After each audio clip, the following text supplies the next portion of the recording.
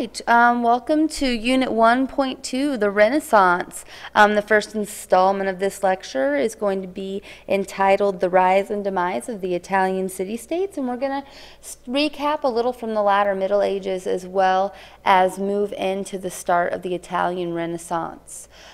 So just to get some language behind us and a recap of our last lecture, the Renaissance is going to translate to mean a rebirth or the transition time from medieval to modern times. The Renaissance is considered to be the beginning of modern European history. It'll occur first in Italy, which is why it's called the Italian Renaissance, in about 1300 and will last until the mid-16th century.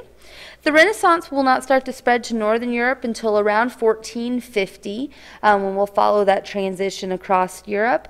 And then in England, the Renaissance did not begin until the 16th century and will last until the early 17th century, or aka around Shakespearean times.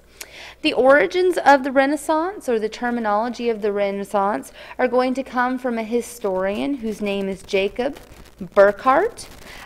He will claim that the Renaissance period stood in distinct contrast to the Middle Ages. So it will actually not be given the term the Renaissance or classified in this way until Burckhardt does so in the 19th century. We will be looking at his work, his writing on the Renaissance, and doing a summary in class. So we will be coming back if you want to leave a little more room in your Cornell notes here to cover Jacob Burckhardt.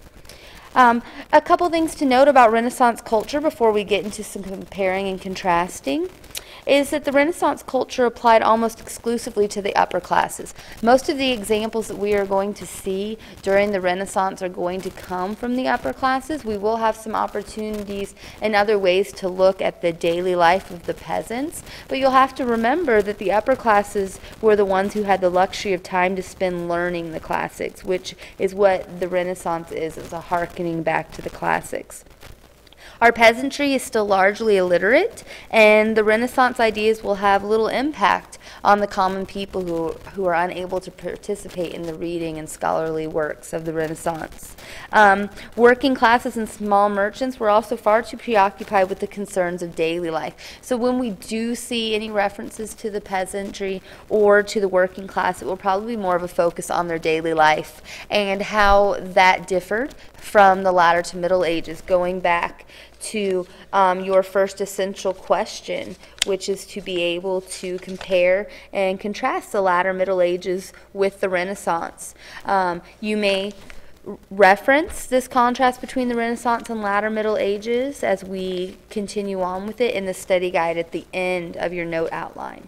So to start us off, just a recap of medieval Europe pre-12th century in comparison with Renaissance Europe that we're stomping into here in the 14th century.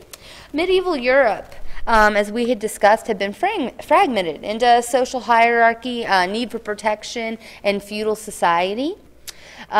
We watched as that was kind of dissipated after the population upheaval of the Black Death and the damage to the aristocratic landowners.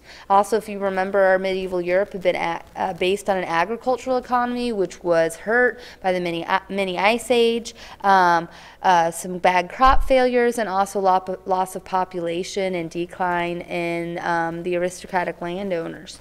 The church dominated thought and culture during the Middle Ages, but as we have learned as going through the Avignon Papacy, the Great Schism, Babylonian captivity, there have been some damages done to the church's prestige and some serious concerns by critics of the church and a loss of belief and some of the things the church are asking people to do as they kind of stray away from the scriptures.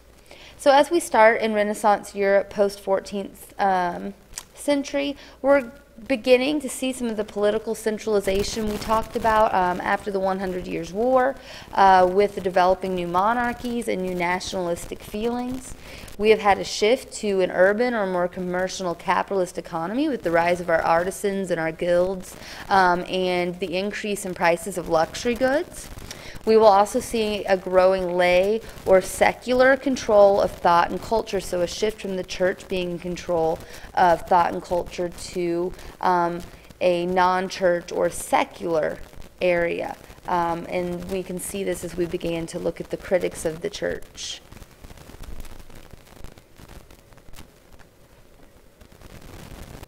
So the Italian Renaissance, about 1375 to 1527, our beginning point is going to be with the deaths of Petrarch, the father of humanism, and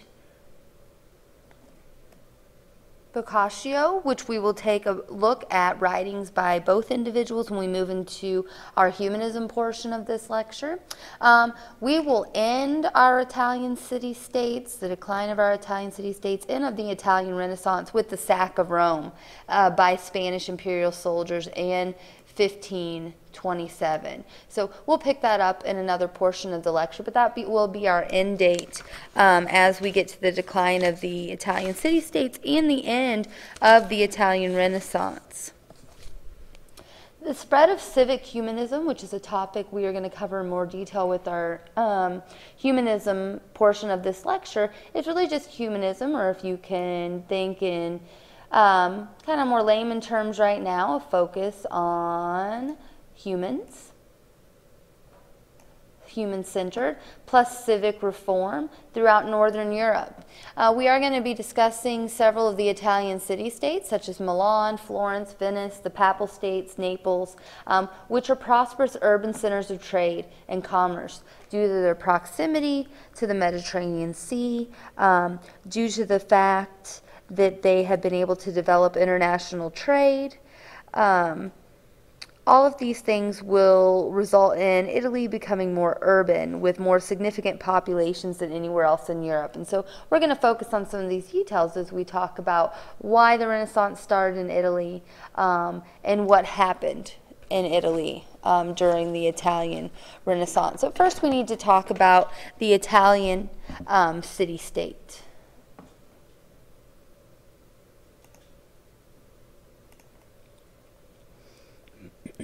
So the northern Italian cities have developed international trade, as I said, in Genoa, Venice, and Milan. Signori, or despots, or oligarchies, a rule of merchant aristocracies, controlled much of Italy by 1300.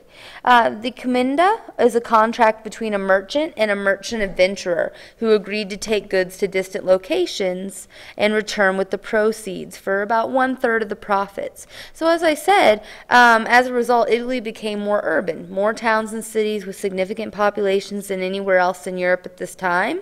And politics, however, among the Italian city-states were not so great. Competition among city-states meant that Italy did not unify politically. So in effect, an early balance of power pattern emerged where weaker states would ally with other states to prevent a single state from dominating the peninsula. This will cause political disunity of the Italian city-states and will end up leading to their downfall in the 15th and early 16th centuries in that sacking of Rome, as I talked about, when the French and Spanish armies invade Italy.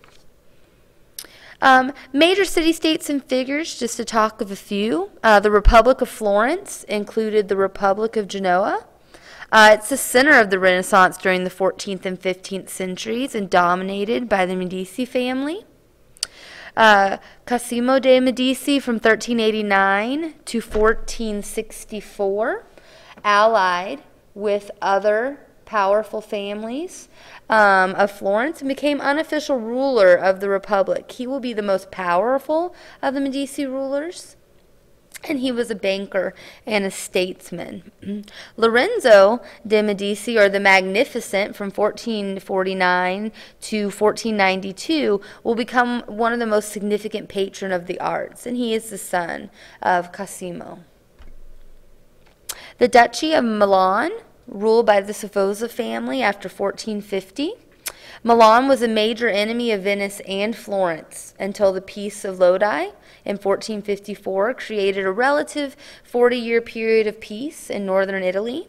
The peace was in part a response to concerns over the Ottoman conquest of Constantinople a year earlier, and this will create a stable balance of power just for a short time. Rome And the Papal States, the popes will serve both as religious and political leaders in the Papal States and control most of central Italy. In Venice, or our Venetian Republic, this is the longest lasting of the Italian states, which did not succumb to foreign powers until Napoleon conquered it in the early 1800s. It will end up being the greatest maritime power in Italy and one of the world's great naval and trading powers during the 14th and 15th century. The Naples, or sometimes known as the Kingdom of the Two Sicilies, included the southern Italian region of Naples and the island of Sicily. It's the only Italian city-state to officially have a king, and it will be controlled by France between 1266 and 1435, then controlled by Spain after 1435. So because of all of this competition between some very strong city-states, there will be despots hired by many city-states to keep order, usually with mercenary armies obtained through military brokers, which were called condottieri, or mercenary generals of private armies. However, even with these issues of unity among the city-states and political disunity, art and culture will still flourish nonetheless because of the profusion of wealth, because of our merchants, because of our trade, because of our proximity to the Mediterranean Sea. Okay, so now that we've talked about some of the complications of the disunity of the Italian city-states, we need to talk about the French invasions, which began in 1494, also termed the First Italian War. Milan's despot, Ludovico the Moor, encouraged French King Charles VIII to invade Naples, the traditional enemy of Milan. This will be the beginning of foreign invasions throughout the Italian peninsula. In Florence, when Florence attempted to appease France during its invasion in 1494, it led to the overthrow of the Medici family, and although the Medici family returned to power several years later, Florence by then was severely weakened. Girolamo Savonarola became the unofficial leader of Florence between 1494 and 1498, and he pledged to rid Florence of its decadence and corruption. In effect, he oversaw theocracy in Florence. He had earlier predicted that the French invasions due to paganism and moral decay in the Italian city-states and became a puppet of the French. When France was removed from Italy in 1498, Savonarola was imprisoned and then burned at the stake, meeting a similar fate as our Joan of Arc that we talked about in our last lecture series. Italian becomes a battleground in a series of power struggles between Spain and France, hearkening the nationalism that we've been talking about as we move out of the latter Middle Ages.